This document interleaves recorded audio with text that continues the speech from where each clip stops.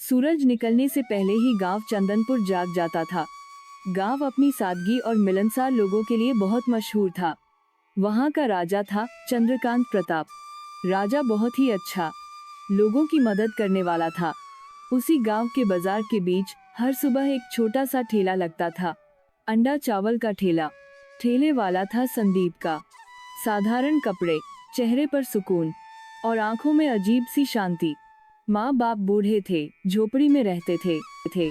माँ चूल्हे पर चावल चढ़ाती, पिता ठेले के लिए लकड़ी जमाते।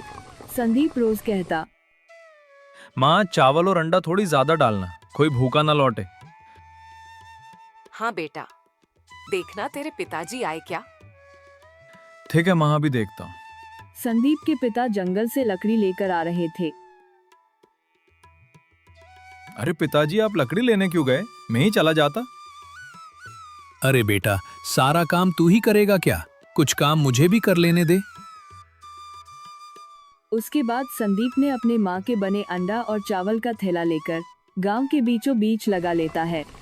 संदीप की ठेले पर अंडा चावल, जिससे गर्मा गर्म भाप उठ रही थी और बहुत ही अच्छी खुशबू आ रही थी।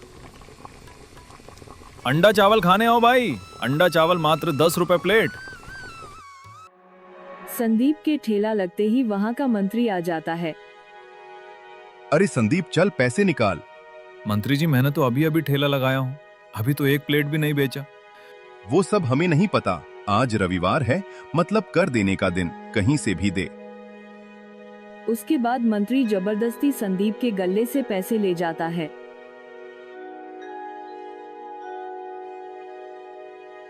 संदीप भाई, आज ठेला लगाते ही उदास लग रहे हो। अरे क्या बताऊं, आज कमाई ही नहीं हुई है और पहले ही मंत्री आकर कर वसूल करके ले गया। अरे तुम्हें पता है, राजा ऐसा बिल्कुल भी नहीं है। ये नीचे वाले मंत्री लोग ऐसा करते हैं, अधिक पैसा मांगते हैं। सब छोड़ो, इतनी अच्छी खुशबू आ रही है, तुम सबसे पहले मेरे लिए एक प्लेट बरस दो। हाँ भैया जी, आज अंडा चावल है।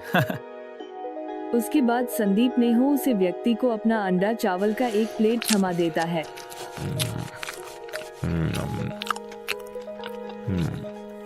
अरे वो लेकिन कहना पड़ेगा, तुम्हारे हाथ के अंडा चावल का जो स्वाद है वो तो राजा के 56 भोग में भी नहीं। अरे भैया जी, आप तो कुछ ज्यादा ही तारीफ कर रहे हो। ग्राहक ऐसे ही बहुत ही ज्यादा तारीफ करते हुए संदीप का अंडा चावल खाने लगता है। गांव के मजदूर, गरीब बच्चे सब संदीप के ठेले पर खाते थे। वो संदीप स्वाद कम, ईमानदारी ज्यादा डालता था। उसी गांव में रहता था सेठ छगनलाल, लालची, घमंडी और चालाक। अरे रामू, ये भीड़ कैसे हैं? सेठ जी से तो गांव का लड़का संदीप है, जो गांव में बस अड्डा चावल बेचता है।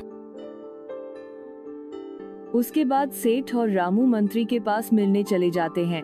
उसकी पहचान सीधे मंत्री विक्रम सिंह तक थी। गांव में जो चलता था वही तय करता था। आओ आओ सेठ छगनलाल। मंत्री जी, आजकल मेरा धंधा थोड़ा मंदा चल रहा है। तो बताओ सेठ, क्या चाहिए तुम्हें? हाँ, ज्यादा कुछ नहीं। मुझे गांव में एक ढाबा खोलना है, उसके लिए बस आपसे मुझे सहायता चाहिए। मंत्री ने इतना सुनते ही छगनलाल के लिए एक ढाबा खुलवा दिया। छगनलाल ढाबा देखकर बहुत ही ज्यादा खुश होने लगा। इधर गांव के लोगों में बात फैल गई कि सेठ ने एक नया ढाबा खोला है। लोग ढाबा के बारे में बातें करने लगे। मुझे पता है, गांव में एक ढाबा खुला है, सेठ छगनलाल ने खोला है। हाँ, मैंने भी सुना है, वहां पर बहुत ही अच्छा अच्छा खाना मिल रहा है। चलो चलकर देखते हैं। उसके बाद वह सब लोग ढाबा में खाने के लिए जाते हैं। हर ग्राहक वहां का दाल चावल, अंडा चावल, चिकन चावल, तंदूरी रोटी और भी अन्य प्रकार की खाद्य वस्तु मंगाकर खाने लगते हैं। उन लोगों ने पेट भर ढाबा का खाना खाया। उसके बाद वह पैसा देने जाते हैं। हाँ भाई मोहन, तेरे 200 हुए और अजय तेरे 300। क्या सेठ, इतना महंगा खाना? इतने में तो हमारा एक हफ्ते का गुजारा हो जाता है। हाँ भाई, ये तो तुम पूरा लूट मचा के रख दिए हो। इतना अच्छा ढाबा है, तुम लोगों को अच्छा खाना और बैठने की व्यवस्था है, दम तो ज्यादा होगा ही ना। इससे अच्छा तो हम संदीप के वहाँ अंडा चावल ही खा ले। तुम लोगों ने खाना तो खाया है, तो पैसे तो देना ही पड़ेगा। सेठ उन ग्राहकों से जबरदस्ती पैसे ले लेता है। वह लोग भी क्या करते, खाना तो खाए थे तो पैसा देना पड़ा। महाराज, आपने कहा था हमारे पुत्र को 20 वर्ष होने के बाद बुलाओगे। हाँ हाँ महारानी, अब समय हो चुका है हमारे राज्य का अगला राजा चुनने का और हमारे बेटे को लाने का। महाराज, हमारे पुत्र के वापस आने की खुशी में क्यों ना गांव में एक मिला और एक बड़ा सम्मेलन का आयोजन किया जाए। तुम जो कहो महारानी, मैं कल ही मंत्री से कहकर गांव में एक सम्मेलन के लिए सभी को आमंत्रण भिजवा दूंगा। अगले दिन से सेठ का ढाबा बिल्कुल भी खाली हो गया, क्योंकि ज्यादा दाम के कारण सेठ के ढाबे पर कोई भी खाना नहीं जा रहा था और सभी लोग कम दाम होने के कारण संदीप के यहाँ। क्या हुआ मोहन भैया? मैंने सुना है सेठ ने ढाबा खोला है। हाँ, ढाबा तो खोला है, लेकिन बहुत ही महंगा खाना दे रहा है और लोगों से बड़ा ही बदतमीजी से बात कर रहा है। हाँ भाई, ये मंत्री और ये सेठ का जुल्म तो दिनों दिन बढ़ता ही जा रहा है। छोड़िए भाई लोग, जो होगा ऊपर वाले देख लेंगे। आप लोग अंडा चावल खाई। उसके बाद संदीप उन लोगों को अंडा चावल दे देता है। छगनलाल यह सब देखकर बड़ा ही जलने लगता है।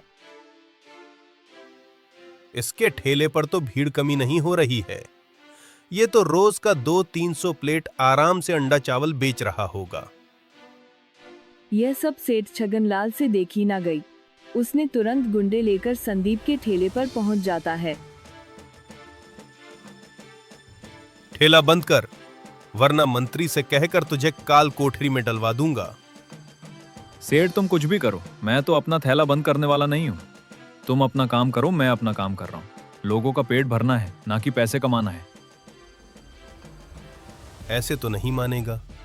अब ये सब बातें तो मंत्री जी को बताना ही पड़ेगा। अगले दिन मंत्री के लोग भी आने लगे।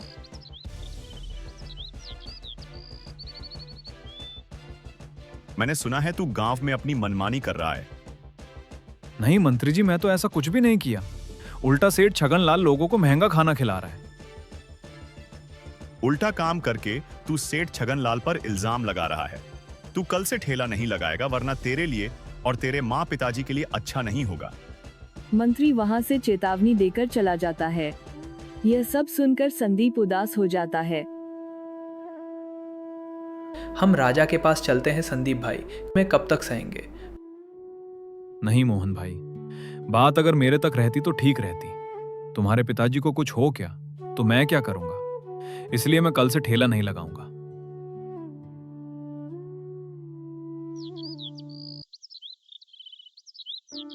मंत्री, कल हमारा बेटा आने वाला है गांव में और गांव के सभी को आमंत्रण दिया जाए। मंत्री राजा की बात सुनकर तुरंत गांव में पहुंचे जाता है।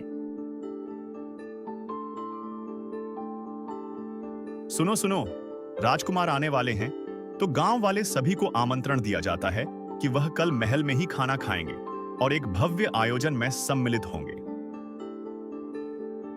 आप राजा का बेटा कैसा होगा? कल तो हमारी तकलीफों को समझे, देखते हैं कल ही राजकुमार कैसे होंगे। अगले दिन गांव में एक मेला का आयोजन होता है और गांव को सब तरफ सजा दिया जाता है। सभी लोग खुशी और उल्लास से थे कि राजकुमार से सब मिलने वाले हैं। गांव वाले सेठ छगनलाल, मंत्री और संदीप भी वहां पर इकट्ठा हुए थे। सब उत्सुकता से राजकुमार को देखने के लिए खड़े थे। आप सभी का धन्यवाद। आज मैं आप सबसे हमारे राज्य की अगले राजा, जो कि मेरा बेटा, उससे मिलने जा रहा हूँ। गांव के सभी लोग राजा की बात उत्सुकता से सुन रहे थे।